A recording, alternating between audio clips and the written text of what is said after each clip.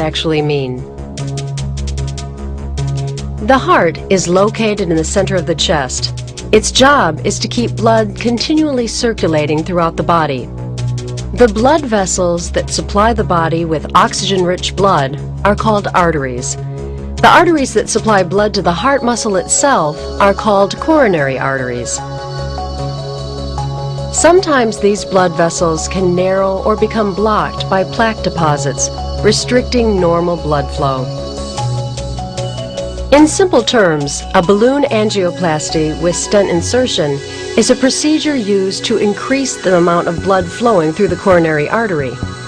During a balloon angioplasty, a heart specialist will insert a thin tube into the artery in your arm or leg and gently guide it towards the problem area in your heart. Once the tube is in place, a small balloon is briefly inflated in order to widen the narrowed artery. A short length of mesh tubing, called a stent, is then inserted into the newly widened artery. During and after the procedure, your doctor will take x-rays in order to monitor your progress. On the day of your operation, you will be asked to put on a surgical gown. You may receive a sedative by mouth, and an intravenous line may be put in. You will then be transferred to the operating table. To begin, your leg and groin are swabbed with an antiseptic solution. Then the doctor will make a small cut over the femoral artery in the upper part of the leg. A special needle is then inserted into the artery itself. Then a guide wire is carefully passed through the needle and gently pushed into the artery and upwards towards your chest.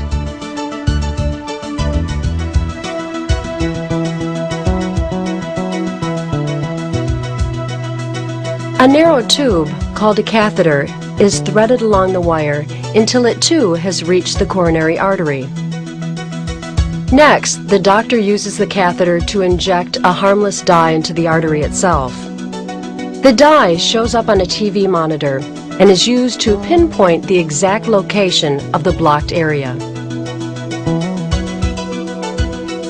Once the restricted area has been identified, a thin wire is inserted into the catheter and is guided all the way to the blocked area and then slightly beyond. This wire acts as a guide for the balloon catheter.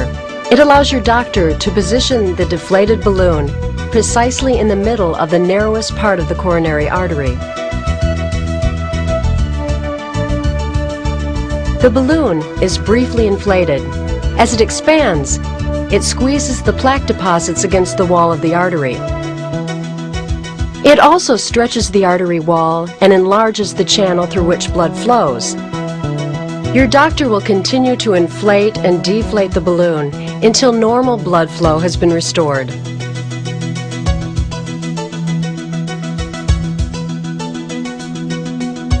The balloon catheter is then withdrawn, and another balloon catheter is inserted.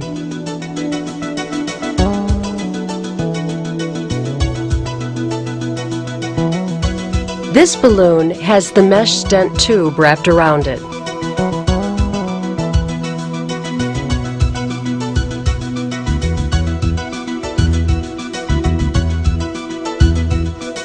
Once this tube has been placed in the center of the now widened area of the artery, the balloon is briefly inflated. The stent expands until it hugs the walls of the artery.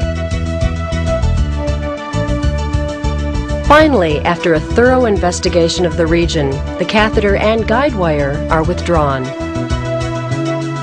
and the stent remains permanently to provide support to the artery and to resist the buildup of plaque. The dye that had been injected will break up and leave your body as waste. Slight pressure is applied to the incision in your leg in order to prevent bleeding.